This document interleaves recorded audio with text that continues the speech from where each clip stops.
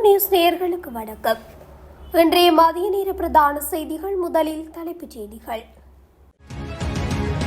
இலங்கையின் கோரிக்கையை ஏற்று எரிபொருளை அனுப்பியது இந்தியா. கொழும்பை வந்தடையும் பாரிய கப்பல். எரிபொருள் நெருக்கடி. பண்டிகை காலத்தில் கோழி இறைச்சி விலையில் ஏற்படவுள்ள மாற்றம். மோட்டார் போக்குவரத்து ஆணையாளர் நாயகம் சிஐடியால் அதிரடி கைது. நாட்டில் எரிபொருளை பயன்படுத்துவோருக்கு முக்கிய அறிவுறுத்தல். இலங்கை மருத்துவத்துறையில் அறிமுகமாகும் QR முறைமை. யாழில் உளவு இயந்திரத்தால் மோதி காவல்துறை அதிகாரி கொலை. போலி இணையதளம் ஊடாக மோசடி. இலங்கை மக்களுக்கு விடுக்கப்பட்ட எச்சரிக்கை. ஒரே நாளில் இலங்கையில் கைதான 900க்கும் மேற்பட்டோர். கோர விபத்தில் தம்பதியர் உயிரிழப்பு, 7 பேர் காயம். பண்டிகை காலத்தை முன்னிட்டு காவல்துறை செயற்படுத்தும் விசேட பாதுகாப்பு திட்டம். தொடர்பென விரிவான செய்திகள். இந்திய பிரதமர் நரேந்திர மோடி மற்றும் இலங்கை ஜனாதிபதி அனுரகுமார திசாநாயக்க ஆகியோருக்கிடையில் தொலைபேசி ஊடாக இடம்பெற்ற உயர்மட்ட கலந்துரையாடலை தொடர்ந்து 38,000 மெட்ரிக் டன் எரிபொருள் அடங்கிய கப்பல் இன்று கொழும்பு துறைமுகத்தை வந்தடைய உள்ளது. இலங்கைக்கான இந்திய தூதரகத்தின் தகவல்படி கடந்த செவ்வாய்க்கிழமை இந்திய பிரதமர் நரேந்திர மோடி இலங்கை ஜனாதிபதி அனுரகுமார திசாநாயக்கவுடன் தொலைபேசி வாயிலாக கலந்துரையாடினார். இதற்கு முன்னதாக கடந்த திங்கட்கிழமை இந்திய வெளியுறவுத்துறை அமைச்சர் கலாநிதி ஜெய்சங்கர் இலங்கையின் வெளிநாட்டு அலுவல்கள் அமைச்சர் விஜயகீரத்துடன் கலந்துரையாடியிருந்தார். லங்கா ஐஓசி நிறுவனம் மார்ச் மாதத்துக்கு தேவையான எரிபொருளை பெற்றுக்கொள்வதற்காக மத்திய கிழக்கு மற்றும் சிங்கப்பூர் நிறுவனங்களுடன் ஏற்கனவே ஒப்பந்தங்களை செய்திருந்தது. எனினும் மத்திய கிழக்கு நிலவும் போர்ச்சூழல் மற்றும் கப்பல் பற்றாக்குறை காரணமாக ஒப்பந்தம் செய்யப்பட்ட நிறுவனங்களால் எரிபொருளை வழங்க முடியாமல் போனது. இந்த இக்கட்டான சூழ்நிலையில் எரிபொருள் விநியோகத்தை சீராக பேணுவதற்காக இந்திய எண்ணெய் கூட்டு தாபனத்தினூடாக அவசர எரிபொருள் விநியோகத்தை வழங்குமாறு இலங்கை கோரிக்கை விடுத்திருந்தது. இந்த கோரிக்கையேற்று இந்தியா தற்போது 20,000 மெட்ரிக் டன் டீசல் மற்றும் 18,000 மெட்ரிக் டன் பெட்ரோல் உள்ளடங்கலாக மொத்தம் 38,000 மெட்ரிக் டன் எரிபொருளை இலங்கைக்கு அனுப்பி வைத்துள்ளது. உலகளாவிய எரிசக்தி சந்தையில் ஏற்பட்டுள்ள பாதிப்புகளுக்கு மத்தியில் இலங்கையின் எரிபொருள் தேவையை பூர்த்தி செய்வதற்காக இந்திய அரசு லங்கா ஐஓசி ஊடாக இந்த ஒத்துழைப்பை வழங்கியுள்ளமை குறிப்பிடத்தக்கது. பண்டிகை காலத்தில் கோழி இறைச்சி பற்றாக்குறையின்றி சந்தைக்கு அனுப்ப நடவடிக்கைகள் எடுக்கப்பட்டுள்ளதாக இலங்கை கால்நடை உற்பத்தியாளர்கள் சங்கம் தெரிவித்துள்ளது. எரிபொருள் நெருக்கடி காரணமாக கோழி விலை உயரும் அபாயம் இருந்த போதிலும் அதன் விலையை 1,250 ரூபாவாக நிர்ணயிக்க திட்டமிடப்பட்டுள்ளதாக இலங்கை கால்நடை உற்பத்தியாளர்கள் சங்க தலைவர் அஜித் குணசேகர குறிப்பிட்டுள்ளார். இதற்கிடையில் உலக சந்தையில் கால்நடை தீவன விலைகள் வேகமாக அதிகரித்துள்ளதாகவும் அவர் விளக்கம் அளித்துள்ளார். எரிபொருள் பற்றாக்குறையால் போக்குவரத்து செலவுகள் அதிகரித்துள்ள நிலையில் டீசல் திடீரென தீர்ந்துவிட்டால் போக்குவரத்து தடைப்பட்டால் நம்மால் எதிர்காலத்தை கணிக்க முடியாது. இறைச்சி மற்றும் முட்டைகளை பற்றாக்குறையின்றி வழங்கவும் நடவடிக்கை எடுக்கப்பட்டுள்ளது. இருப்பினும் கோழிக்கு அதிக தேவை ஏற்பட்டால் விலை ஏற்ற இறக்கத்துடன் இருக்கும் எனவும் பற்றாக்குறையின்றி விநியோகத்தை வழங்க நம்புகின்றோம் என விளக்கம் அளித்துள்ளார். மோட்டார் போக்குவரத்து ஆணையாளர் நாயகமாக பணியாற்றும் கமல் அமரசிங்க குற்றப்புலனாய்வு திணைக்களத்தால் கைது செய்யப்பட்டுள்ளார். ஒரு வாடகை காரின் சேசஸ் எண்ணை மாற்றி அதன் போலி பதிவு குடந்தையாக இருந்த குற்றச்சாட்டின் பேரில் அவர் கைது செய்யப்பட்டதாக போலீசார் தெரிவித்துள்ளனர்.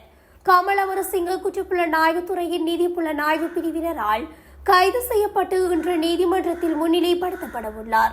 மோட்டார் போக்குவரத்து ஆணையாளர் நாயகம் கமல் அமரசிங்கம் சிஐடியால் கைது செய்யப்பட்டுள்ளதாக செய்திகள் வெளியாகியிருந்தமை குறிப்பிடத்தக்கது. நாட்டில் ஏற்பட்டுள்ள நெருக்கடி நிலைமை காரணமாக பண்டிகை காலத்தில் எரிபொருள் பற்றாக்குறை ஏற்படாத வகையில் முன்னெச்சரிக்கை நடவடிக்கைகள் மேற்கொள்ளப்பட்டுள்ளதாக இலங்கை பெட்ரோலிய கூட்டுத்தாபனம் தெரிவித்துள்ளது. இலங்கை பெட்ரோலிய கூட்டுத்தாபனத்தின் முகாமைத்துவ பணிப்பாளர் மயூர நெத்திகுமாரக்கு இதனை தெரிவித்துள்ளார். பண்டிகை கால தேவையை கருத்தில் கொண்டு எரிபொருள் கையிருப்பை அதிகரிக்கும் நடவடிக்கைகள் மேற்கொள்ளப்பட்டுள்ளதாகவும் குறிப்பிட்டுள்ளார். நாட்டில் எரிபொருள் விநியோகம் தடையின்றி நடைபெறுவதற்காக போதுமான அளவு கையிருப்பு ஏற்பாடு செய்யப்பட்டுள்ளதாகவும் உறுதியளித்துள்ளார். இதன் ஒரு பகுதியாக 92 ஒக்டேன் பெட்ரோல், 30,000 மெட்ரிக் டன் மற்றும் 95 ஒக்டேன் பெட்ரோல், 5,200 மெட்ரிக் டன் கொண்ட கப்பல் ஒன்றும் கொழும்பு துறைமுகத்தை வந்தடைந்துள்ளது. மேலும் 35,000 மெட்ரிக் டன் டீசல் கொண்ட மற்றொரு கப்பலில் இருந்து தற்போது எரிபொருள் இறக்கும் நடவடிக்கைகள் மேற்கொள்ளப்பட்டுள்ளது. எனவே பொதுமக்கள் அச்சமின்றி வளமையான முறையிலும் சிக்கனமாக எரிபொருளை பயன்படுத்தலாம் என்றும் அதிகாரிகள் உறுதியளித்துள்ளனர். காலி கராப்பட்டிய தேசிய வைத்தியசாலையின் வெளிநோயாளி பிரிவில் ஆரம்பிக்கப்பட்டுள்ள புதிய டிஜிட்டல் மயமாக்கல் வேலை திட்டத்தை சுகாதார பிரதி அமைச்சர் வைத்தியர் கேன்சக விஜயமுனி நேரில் பார்வையிட்டுள்ளார்.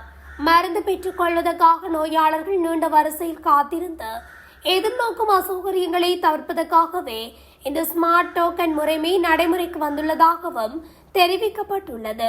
இலங்கையில் வைத்தியசாலை ஒன்றில் முதன்முறையாக இவ்வாறான திட்டம் கடந்த 25ஆம் தேதி ஆரம்பித்து வைக்கப்பட்டது.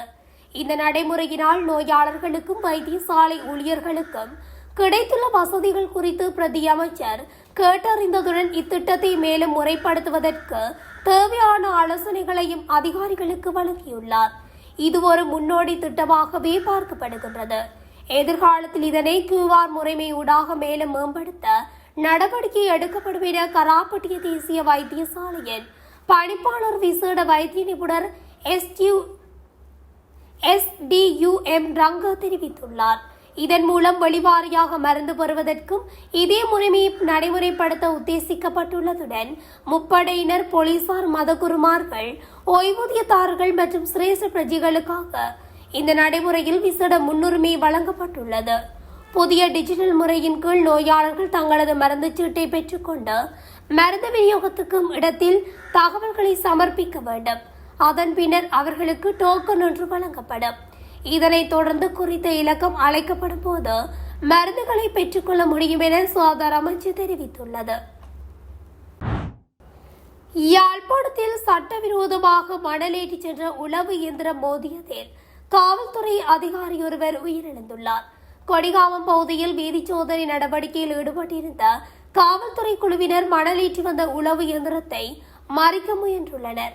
இதன்போது உளவு இயந்திரத்தை செலுத்தி வந்தவர் அதன் வேகத்தை அதிகரித்து காவல்துறை குழுவினர் மீது மோதிவிட்டு தப்பி சென்றுள்ளதாக தெரிவிக்கப்படுகின்றது. இவ்வாறு உளவு இயந்திரம் மோதியதில் காவல்துறை சார்ஜென்ட் தர அதிகாரியான ஆல்பர்ட் என்பவர் சம்பவ இடத்திலேயே உயிரிழந்துள்ளார். இந்நிலையில் உயிரிழந்த காவல்துறை அதிகாரியின் சடலம் சாவகச்சேரி வைத்தியசாலையில் ஒப்படைக்கப்பட்டுள்ளது. இதனையடுத்து விபத்து ஏற்படுத்திவிட்டு தப்பி சென்ற சாரதியை கைது செய்ய விசேட காவல்துறை குழுக்கள் அமைக்கப்பட்ட தீவிர விசாரணைகள் முன்னெடுக்கப்பட்டு வருகின்றமை குறிப்பிடத்தக்கது. தங்களது அதிகாரப்பூர்வ இணையதளத்தை போன்ற ஒரு போலி இணையதளத்தை பயன்படுத்தி மோசடி நடைபெறுவது குறித்து தகவல் வந்துள்ளதாக தபால் திணைக்களம் தெரிவித்துள்ளது. ஒரு பார்சலை பெறுவதற்கு கட்டணம் செலுத்த வேண்டும் என்று வாடிக்கையாளர்களுக்கு கைபேசி குறுஞ்செய்தி மூலம் தெரிவித்து அந்த தொகையை ஆன்லைனில் செலுத்துமாறு கோரி மோசடி நடைபெற்று வருவதாக அத்துறை ஒரு அறிக்கையை வெளியிட்டுள்ளது. இந்த மோசடியான செயல்முறையின் கீழ் வாடிக்கையாளர்கள் பணம் செலுத்தும் நுழைவாயில் மூலம் தங்கள் அட்டை விவரங்களை உள்ளிடும் போது அவர்களின் வங்கிக் கணக்குகளில் உள்ள பண மோசடியாக பறிமுதல் செய்யப்படுகிறது என்று தபால் மாஸ்டர் குறிப்பிட்டுள்ளார். இதன் காரணமாக பொதுமக்கள் இந்த மோசடியான குறுஞ்செய்தி இணைப்புகள், போலி இணையதளங்கள் மற்றும் ஆன்லைன் பணம் செலுத்தும் கோரிக்கைகள் குறித்து எச்சரிக்கையாக இருக்க வேண்டும். அறியப்படாத இணைப்புகளை அணுக வேண்டாம் என்றும் தங்களது வங்கி அட்டை விவரங்கள் அல்லது OTP எண்களை மூன்றாம் தரப்பு நபர்களுக்கோ அல்லது இணையதளங்களுக்கோ ஒருபோதும் வழங்க வேண்டாம் என்றும் தபால் மாஸ்டர் ஜெனரல் RP சத்குமார மேலும் கேட்டுக் கொண்டுள்ளார். ஜனாதிபதியின் பணிப்புரைக்கு அமைய நாட்டில் போதைப்பொருளை தடுக்கும் நோக்கிலான முழு நாடுமே ஒன்றாக இடும் தேசிய திட்டத்தின் கீழ் வியாழக்கிழமை போலீசாரால் முன்னெடுக்கப்பட்ட சோதனை நடவடிக்கைகளில் சுமார் 934 பேர் போதைப் பொருட்களுடன் கைது செய்யப்பட்டுள்ளதாக போலீஸ் ஊடகப் பிரிவு தெரிவித்துள்ளது. அத்துடன் தடுப்பு காவல் உத்தரவு பெற்ற 16 பேர் கைது செய்யப்பட்டுள்ளனர். இதேவேளை 934 சோதனைகள் நடத்தப்பட்டுள்ளதுடன் 9 பேர் புனர்வாழ்வு நிலையத்திற்கு அனுப்பி வைக்க பரிந்துரைக்கப்பட்டுள்ளனர். குறித்த போதைப்பொருள் தடுப்பு நடவடிக்கைகளின் போது சிக்கிய சந்தேக நபர்கள் வைத்திருந்த போதைப் பொருட்களையும் இதன் போது போலீசார் கைப்பற்றினர். அதற்கமைய சந்தேக நபர்களிடமிருந்து 1 kilogram 605 gram heroin, 2 kilogram 131 gram ice, 565 gram cocaine, 818 gram ganja, 3930 ganja செடிகள், 10 கிலோகிராம் 476 கிராம் குஷ்டக போதைப் பொருள், 199 கிராம் கசிஸ் ரக போதைப் பொருள், 403 போதை மாத்திரைகள், 268 கிராம் மதன மோதகம் மற்றும் 1 கிலோகிராம் 399 கிராம் மாவா போதைப் பொருள் என்பன கைப்பற்றப்பட்டுள்ளதாக போலீசார் தெரிவித்தனர். பாதலை மகியங்கடை பிரதேச செயலக பிரிவில் அமைந்துள்ள கிராந்தூர்கோட்டை பகுதியில் உள்ள 3ஆம் மைல்கல் அருகே கேப் வாகனமும் உளவு இயந்திரமும் மோதியதில் தம்பதியர் உயிரிழந்துள்ளதுடன் மேலும் 7 பேர் காயமடைந்துள்ளனர். போலீசாரின் தகவல்படி இந்த விபத்தில் உயிரிழந்தவர்கள் மகியங்கடை பகுதியைச் சேர்ந்த 57 வயதான ஆணொருவரும் 44 வயதான பெண்ணொருவரும் ஆவார். நேற்றிரவு இந்த விபத்து இடம்பெற்றுள்ளதாக போலீஸ் ஊடக பிரிவு தெரிவித்துள்ளது. அவர்கள் பயணம் செய்த கப் வாகனத்தில் மொத்தம் 13 பேர் இருந்ததாகவும் குறிப்பிடப்பட்டுள்ளது. விபத்தில் காயமடைந்த உளவு இயந்திரத்தின் சாரதி உள்ளிட்ட 7 பேரும் மகியங்கடை வைத்தியசாலையில் அனுமதிக்கப்பட்டு சிகிச்சை பெற்று வருகின்றனர். மேலும் விபத்து தொடர்பான மேலதிக விசாரணைகளை போலீசார் மேற்கொண்டு வருகின்றனர்.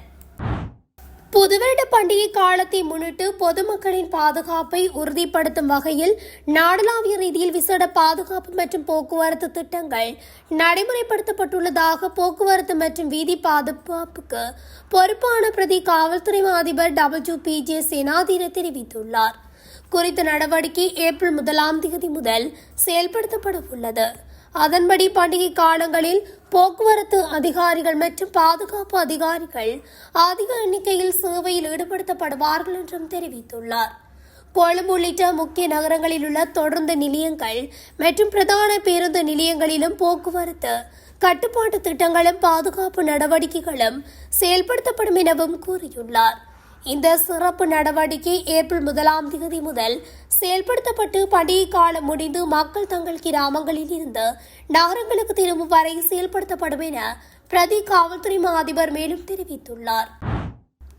இத்துடன் அகிலம் நியூஸின் இன்றைய மதிய நேர பிரதான செய்திகள் நிறைவடைகின்றன. தொடர்ச்சியாக செய்திகளை அறிந்து கொள்ள அகிலம் நியூஸ் ஊடகத்துடன் இணைந்திருங்கள். நன்றி, வணக்கம். அகிலம், மாற்றத்திற்கான மக்கள் குரல். இந்த வீடியோ பிடிச்சிருந்தா லைக் பண்ணுங்க, கமெண்ட் பண்ணுங்க, ஷேர் பண்ணுங்க. மறக்காம கீழே இருக்க பெல் ஐகானை கிளிக் பண்ணுங்க.